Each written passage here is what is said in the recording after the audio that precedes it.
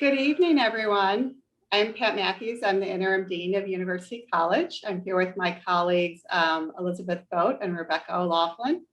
And John Hinderleiter is also with us following the chat, although you can't see him. Anyway, we are so pleased that you're joining us tonight. We are really excited about the pre-nursing program. We've learned a lot, what we think is helpful and useful for our students, and we are hoping to share that with you tonight. And then also, at the end, take questions if there are things you're still wondering about. So just in terms of logistics, you'll see at the bottom of your screen, there's a chat button and then also a Q&A button. So if you have sort of logistical questions, you can't hear, something's messed up, go ahead and put that in the chat and our colleague John will be watching for those questions. But if you have a question about the pre-nursing program or what you hear one of us present, go ahead and put that in the Q&A, and at the end we'll answer all those questions. And you can put those questions in at any time, and we'll just save them till we're ready to answer. So again, we're glad you're with us, and we are going to start this evening with Elizabeth Boat, who is our Director of Academic Advising. Elizabeth? Hi, everybody. Thanks for joining us. I wanted to start by talking a little bit about what advising is and how an advisor can help you. I know some people may not have taken college courses before, or if you have, you may have been at a big place where you didn't have an advisor that you really had a relationship with. So the first and foremost thing that I want you to know about college advising is that we do want to get to know you. We're interested in hearing your story. We want to know you as an individual. We're interested in what your goals are, your background, the things that are motivating you to be in school and the things that may be making it challenging to be in school. We do want to hear about all of that. If you have applied to a degree program or a certificate program, or if you've applied to our pre-nursing track, then you will have an advisor assigned to you. We have a team of 4, and you may have talked with one of us already. If you don't have an advisor and you would like to have one, please feel free to reach out to me. We will connect you with someone. Really, our goal is to be a partner for each of our students. We want to help you plan, help you make decisions. If you have any difficulty during the semester with a class, we're here to help you, try to problem solve and think about what your options are. We also want to be one of your connections to campus. You may know campus very well. You may not yet. So if you have a question and you're not sure if it's something for advising, please feel free to ask. And either we can answer or we can direct you to the right person or the right office. But we definitely don't want you, wondering and feeling like you don't know where to go. So feel free always to reach out to us. The second thing I wanted to mention is, luckily it seems like a lot of you are reading our email. We've been sending out, messages about different things related to pre-nursing. And we definitely want to encourage you to keep reading your emails from us. We definitely are trying to send out things that are high value, messages that are going to give you some concrete tools or information that's going to be useful, or a timely reminder of a deadline, things like that. So please definitely do click through and open those. And if you've given us a non-WashU email, please make sure that you're checking that. Email so far is the best way that we have to keep in touch with you and try to make sure everybody has the same information.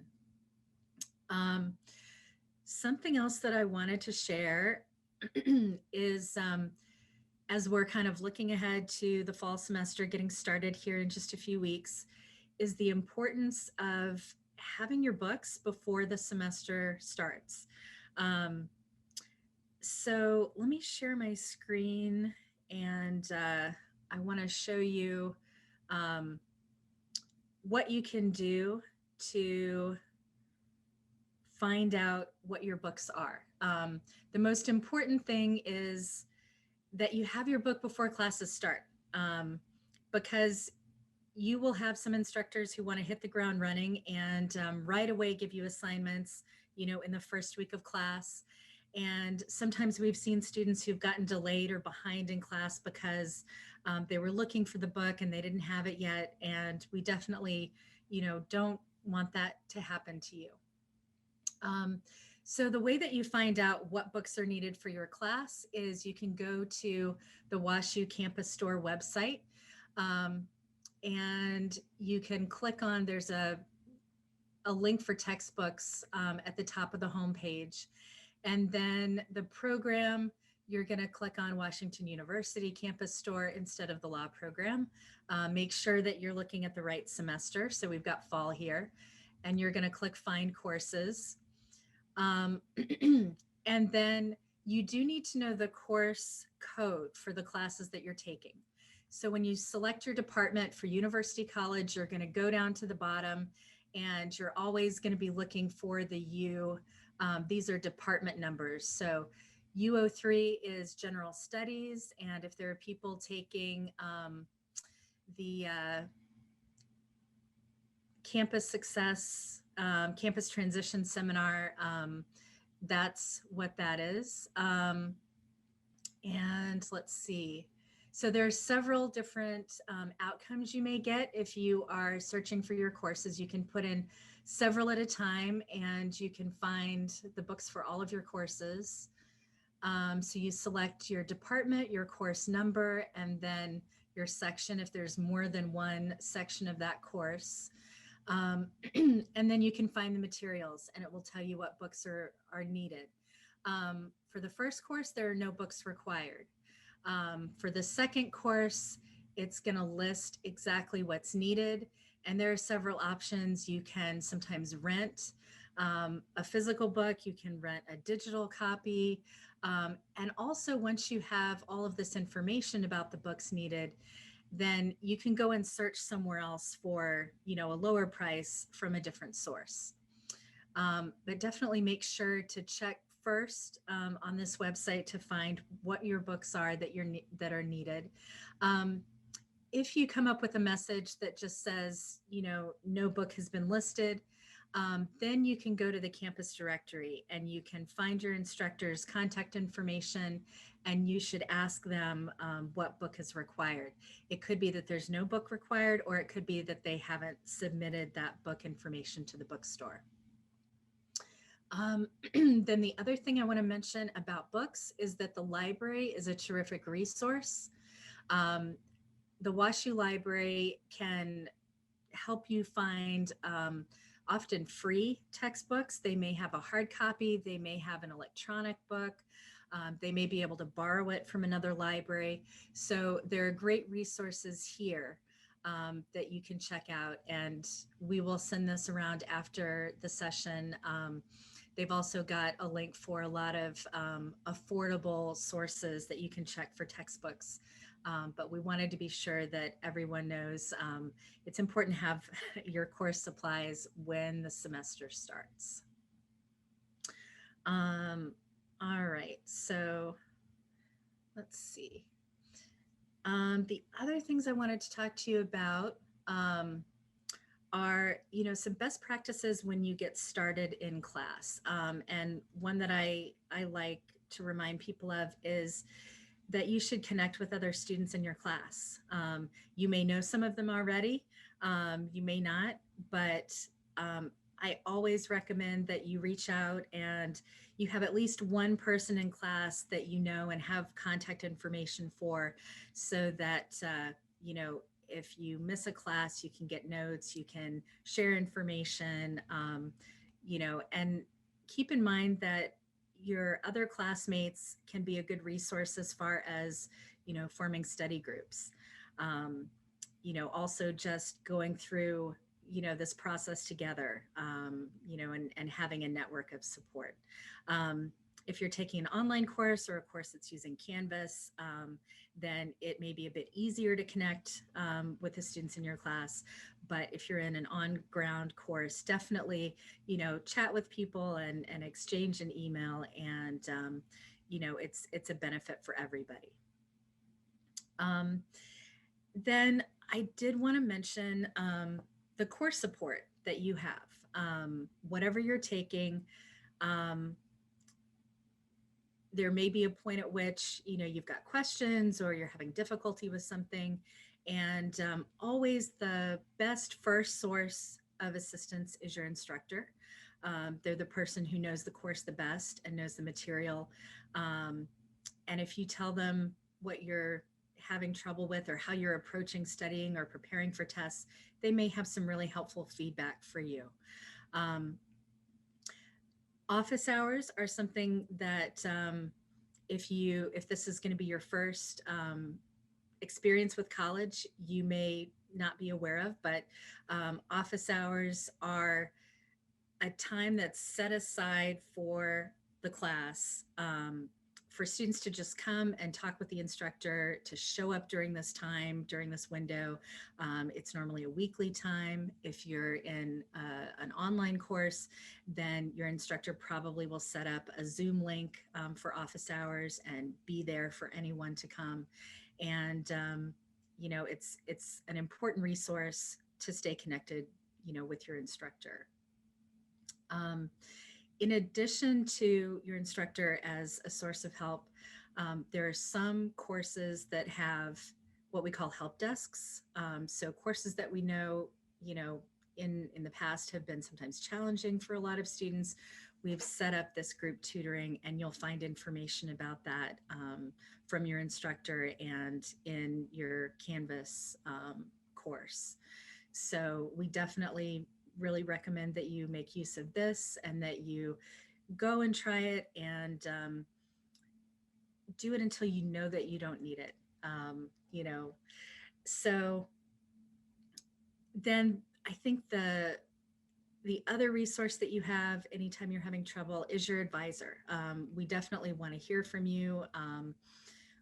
We want to know what's going on. We can often help you kind of think through what are all the options and kind of evaluate, your situation. So definitely please, contact one of us, and, we're happy to kind of talk things out with you. So now I want to introduce Rebecca, Dr. Rebecca O'Laughlin, who is an advisor here, but also an instructor. And so she can talk a little bit more about some of the more class-focused topics and connecting with your instructor.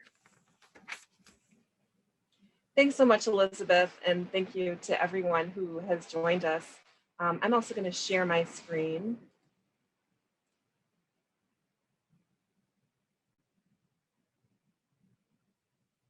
And I would like to continue a little bit the conversation started by Elizabeth. First of all, communicating with faculty. As Elizabeth said, these should really be your first point of contact if you're ever struggling or need extra support. On the first day of class or at the beginning of the semester, you should get a syllabus, and the syllabus should include the faculty member's contact information, an email address, sometimes a phone number, and they'll let you know how they want you to communicate with them. Some people might prefer a specific email address. Some people might say, text me, or some people might prefer direct messages through Canvas, but they'll let you know how they want you to communicate with them.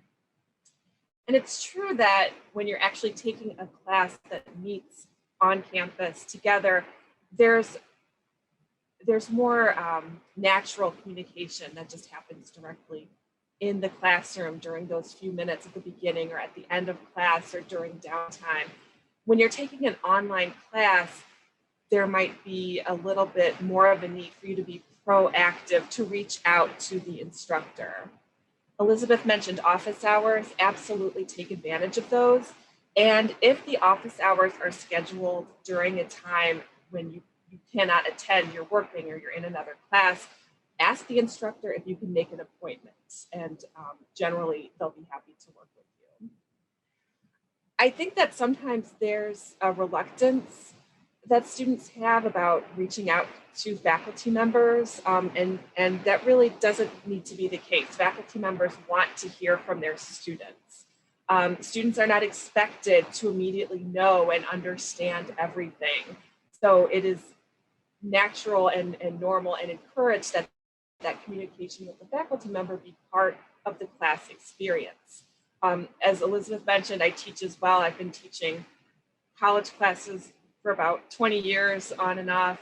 And sort of my own pet peeve is when it feels like I have to chase down a student or I'm nagging at them. I would so much rather they take the initiative to reach out to me, particularly if there's a problem or a concern. I also want to mention that I personally believe that students should err on the side of formality when addressing a faculty member. I tend to always say Professor so-and-so. Often a faculty member might invite you to be more informal. I'm certainly informal with my students. I will say, you can call me Professor O'Laughlin or Dr. O'Laughlin or Rebecca, or because I teach French, call me Madame or Professeur. I don't really care, but I wouldn't make that assumption until you've been invited to do so. And I also just wanted to mention again that it really makes a big difference when students take the initiative to reach out and to be thoughtful about how they reach out. So I have here a common scenario, right? Let's say a student misses one or more classes. I think the worst thing that happens in this case is they don't say anything. Maybe they hope the professor won't notice. That doesn't happen. The instructor knows when you haven't been in class, haven't been participating. So you definitely want to, again, take that initiative to reach out. So, it's a slightly better response to send an email like this, say, hey, I wasn't in class last week. What do I need to do? I need to turn in the homework late. But that's not really ideal either, because then it puts the burden on the instructor to let the student know what they missed, figure out how to make up the missing work.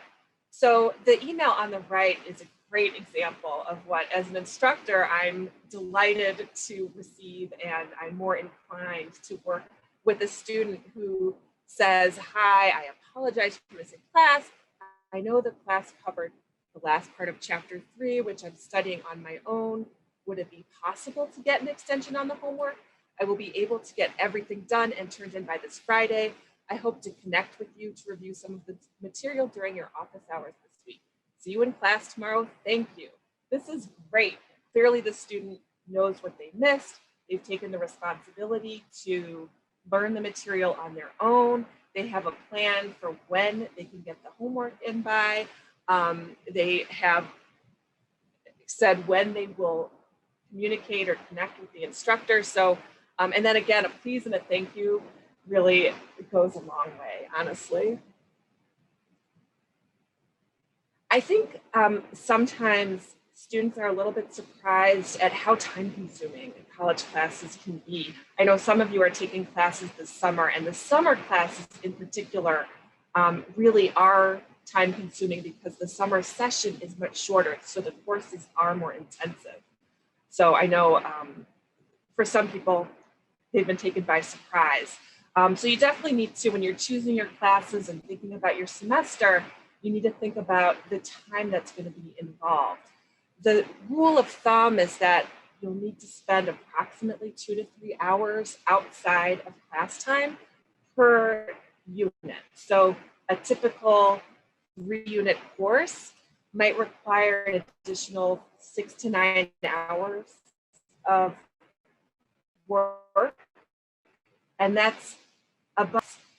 So when you have an asynchronous online class, the time commitment shouldn't be any more. If you're taking analytical writing online versus analytical writing that meets in person, both classes should take the same amount of time, but that time will be allocated a little bit differently because if you're in an online class that's asynchronous, you're learning the content on your own as well as working through the assignments. There may be different expectations in terms of assignments.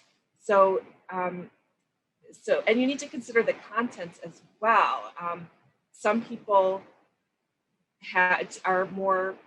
some subjects come more naturally to some people. Like I'm a total humanities person. If you throw me into a literature class or foreign language or history, I got it. A math class or some of the science classes that I know you all have to do would be very daunting to me. And I know that I would need to build in a lot more work, more time in pursuing those sorts of classes. And you can also look at the syllabus, look at the course content when assignments are going to be due to plan your calendar accordingly. If you have a big paper due or a big project due one week, you should try and build in some extra time during the days or weeks leading up to that, so you know you won't be cramming it all in the day before.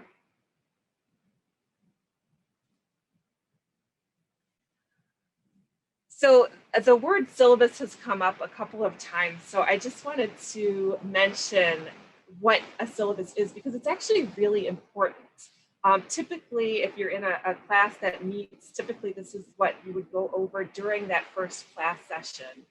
Or if you're in an online class, it will be available to you right at the beginning of the semester. And you should read through the syllabus and look at it really carefully and probably go back and review it consistently throughout the semester because it's actually a really important document that outlines the expectations, the responsibilities and requirements of the students, but also of the instructor, what the goals of the class are, what the learning outcomes are, what the format of the class will be, how you'll be graded, expectations are, and there aren't any surprises during the semester.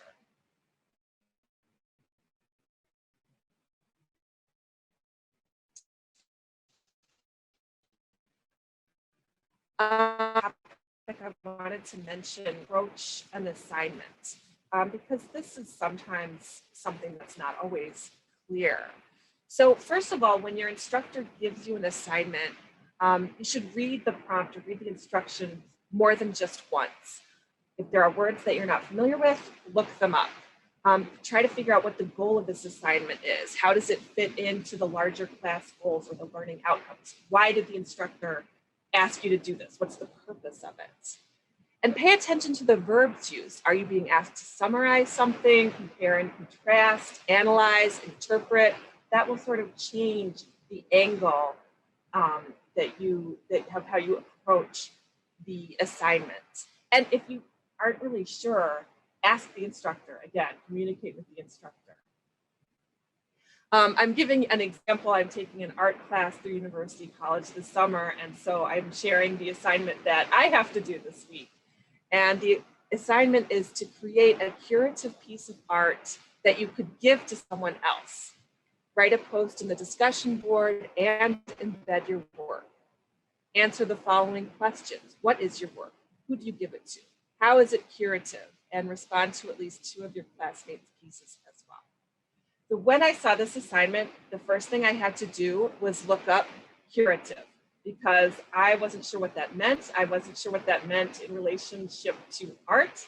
And the instructor did provide some definitions. She also provided some examples, an article that was related. So the content of this week's course all relates to this, which was helpful as I've been thinking about this assignment. But also there are different steps. I have to create a piece of art, but I have to also write about it and think about what it is, who would I give it to, how is it curative, and then respond to classmates' work as well. So there are multiple steps to this.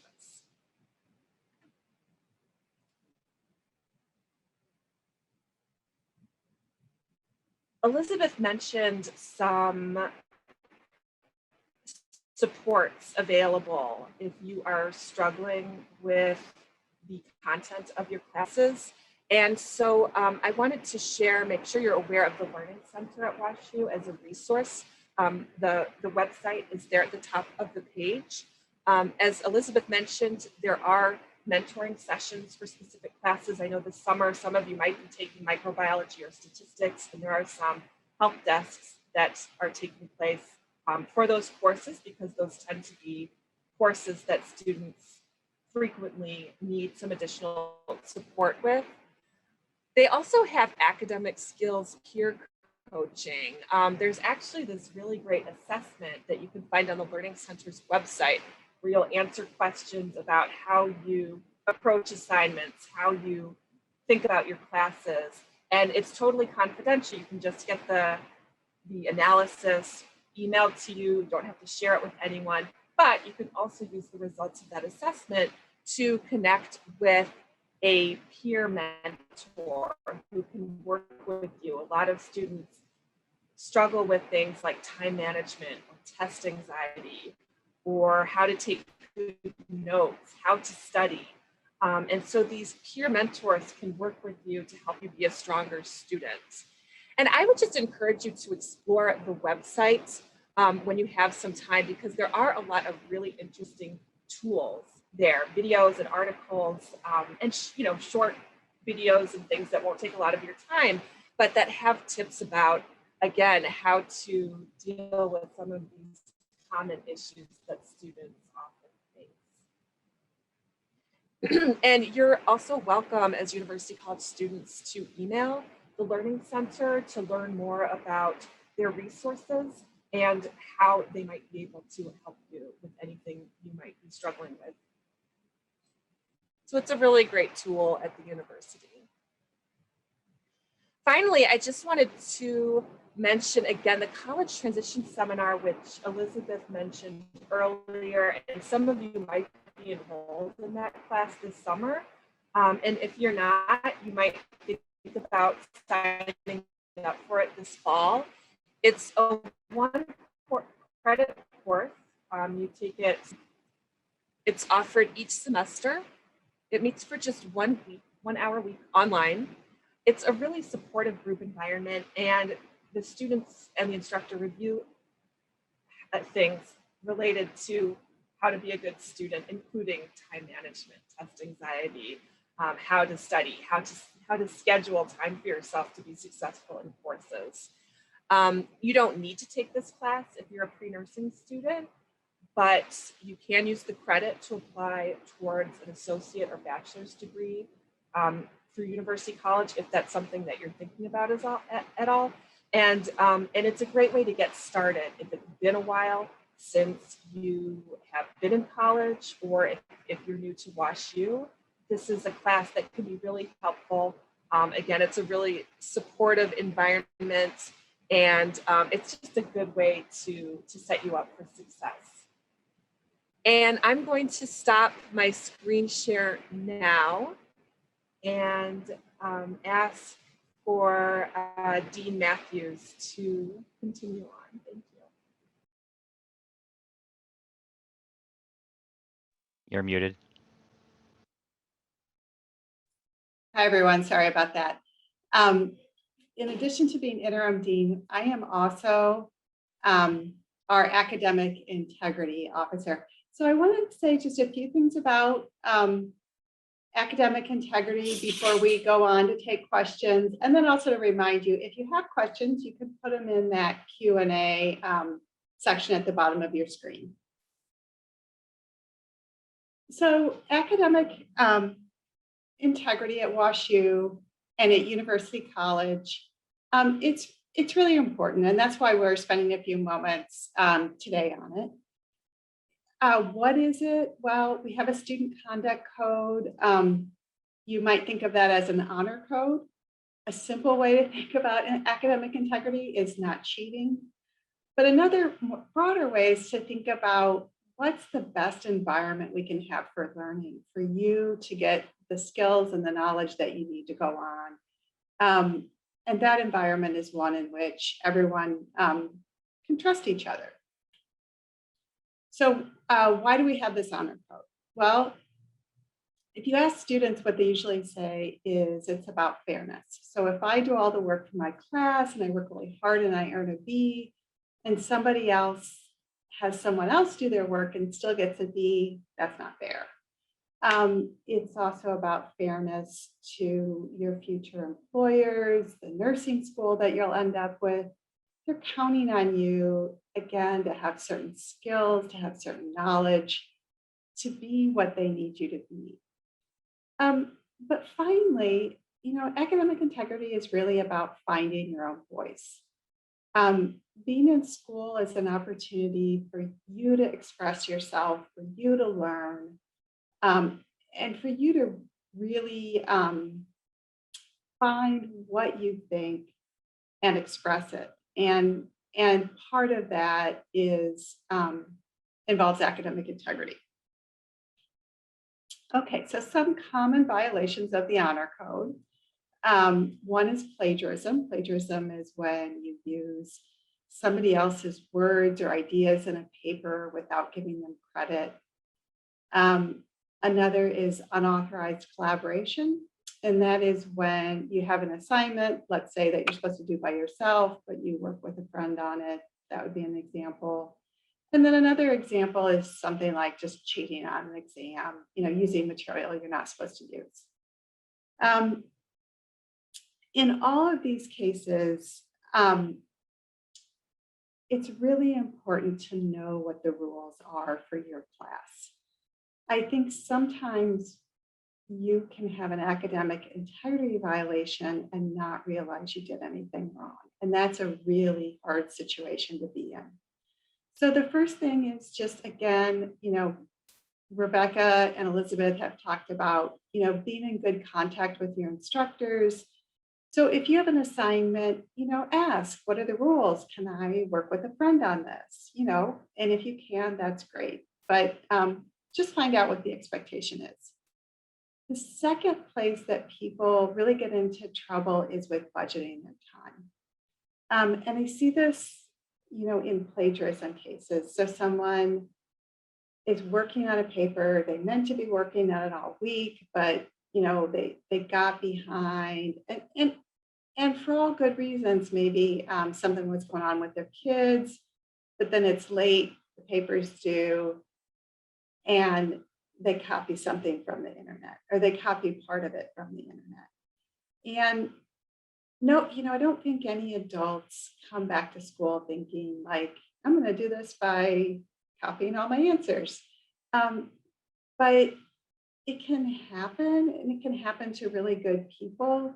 And so what you really want to do is put yourself in the best position so it's not even a temptation. And you do that really by budgeting your time and pacing yourself.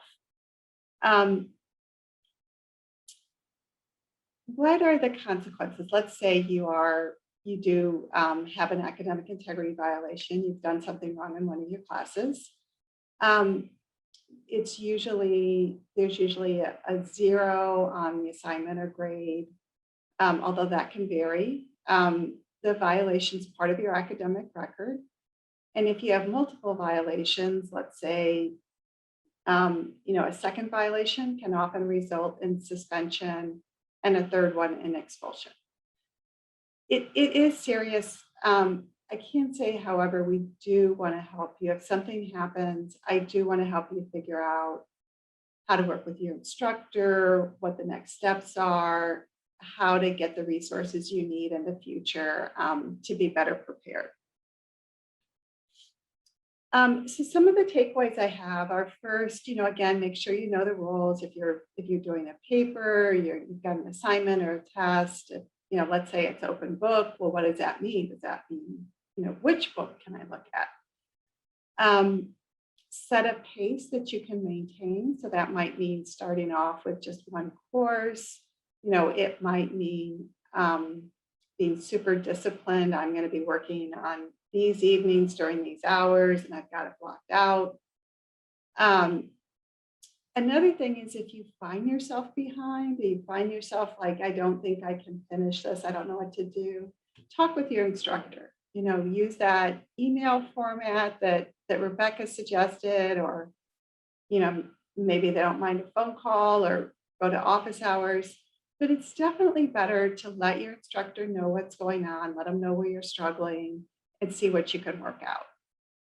And then finally, I just want to emphasize again that I know it's really hard to be a student and to be working and to have other responsibilities, family, things you're taking care of.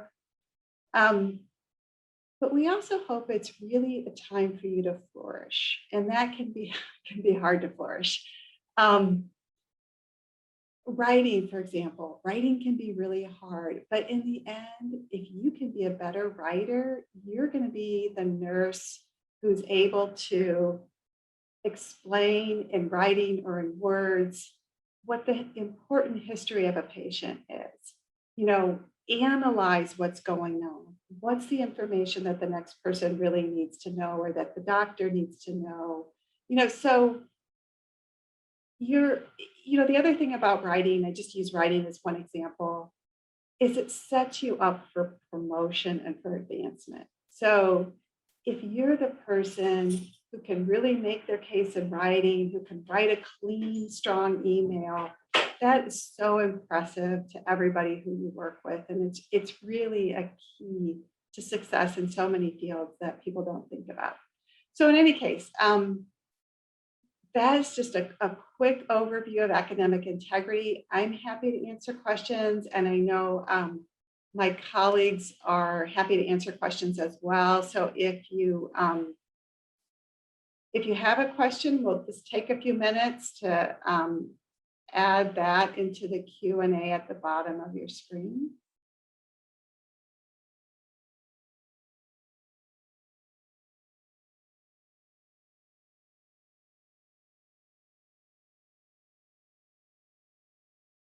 Rebecca or Elizabeth, are there things that occurred to you as we were each talking that you want to follow up on?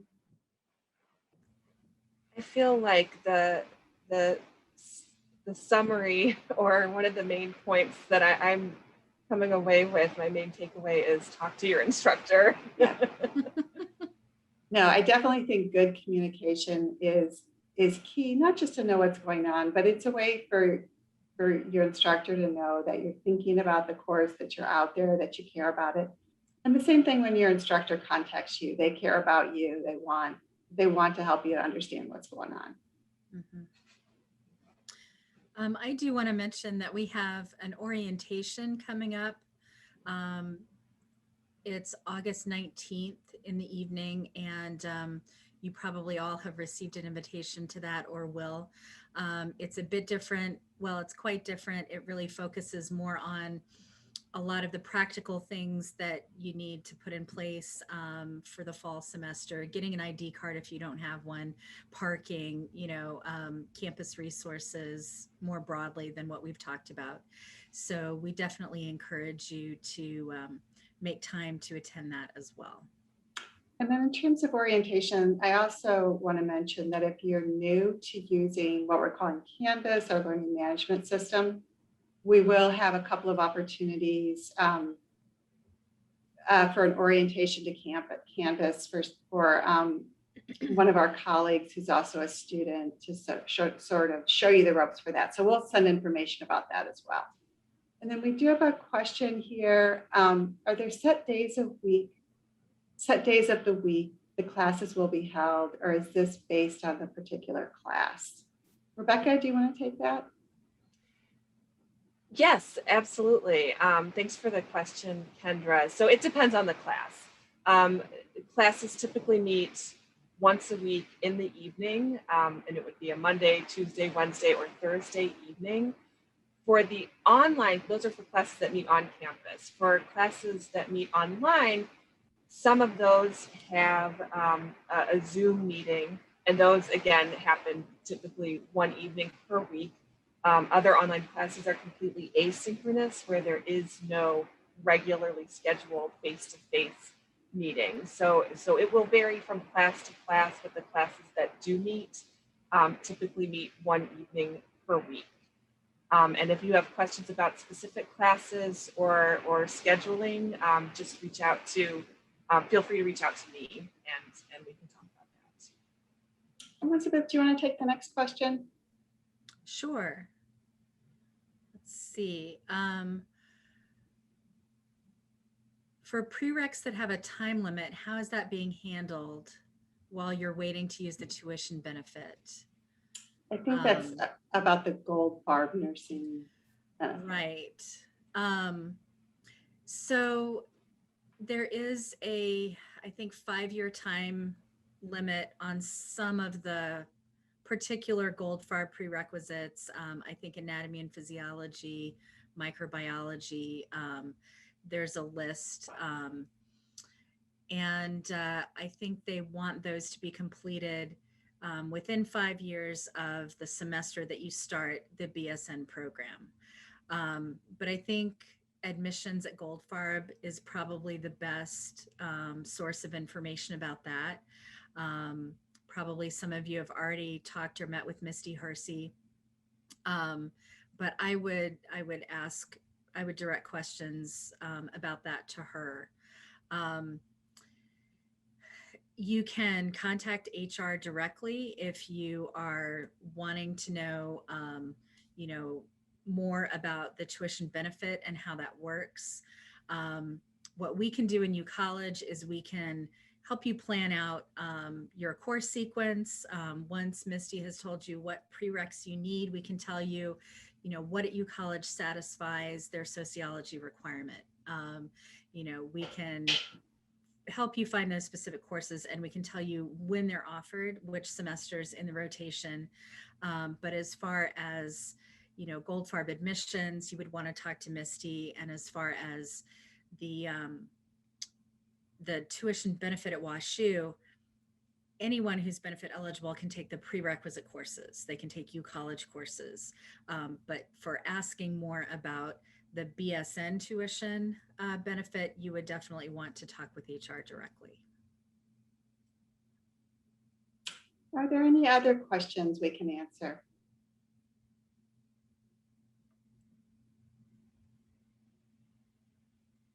All right, well,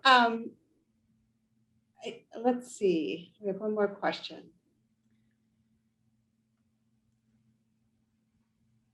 So we are not adding more online classes for the fall.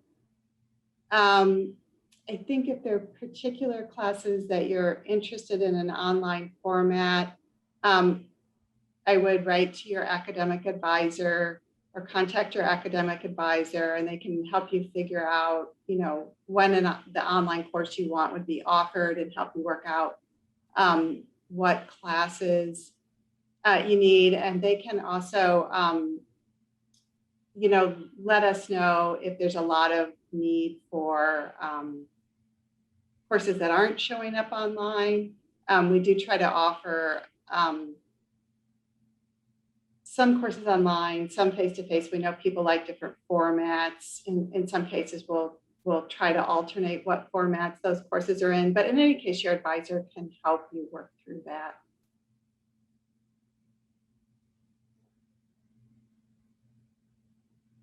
So in terms of getting an invitation for the orientation, Elizabeth, do you want to take that one? Oh, so when I mentioned the orientation, I meant for University College.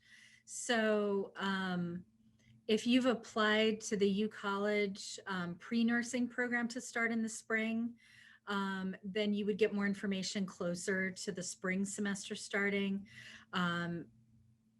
Yeah, I think it must be a question about that, because I don't think the Goldfarb program has a spring start. I think they've got a fall start. So yes, but certainly if you want, you can come to the orientation that's in August. There's information about that, I believe, on our UCollege homepage as well. So now there's a question about classes that are full. There are classes that are full, and they're going to remain full, but we know people need to take a lot of courses. So your advisor can help you find courses, that are not full this semester, and you may need to wait to take some of the courses.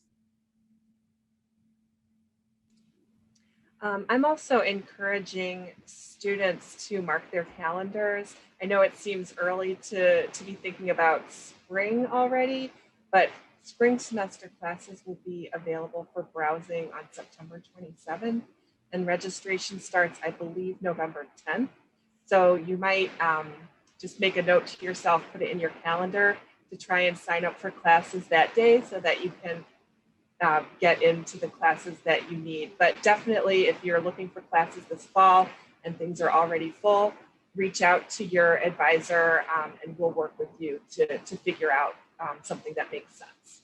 Yeah, so for example, if you're about to finish, all your prerequisites and all you need are 1 or 2 courses, we're going to really make sure you get the courses you need at the time you need them. But if you've got, 15 courses to take, there's going to be some flexibility in the order that you take them in. I think someone's also noting they didn't get the invitation for the fall orientation on the 19th. Has that gone out, Elizabeth? No, I don't think it's gone out yet. Since it's scheduled for August 19th.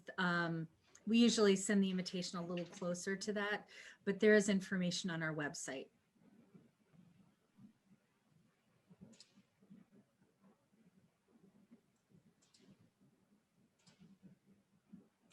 Any other questions?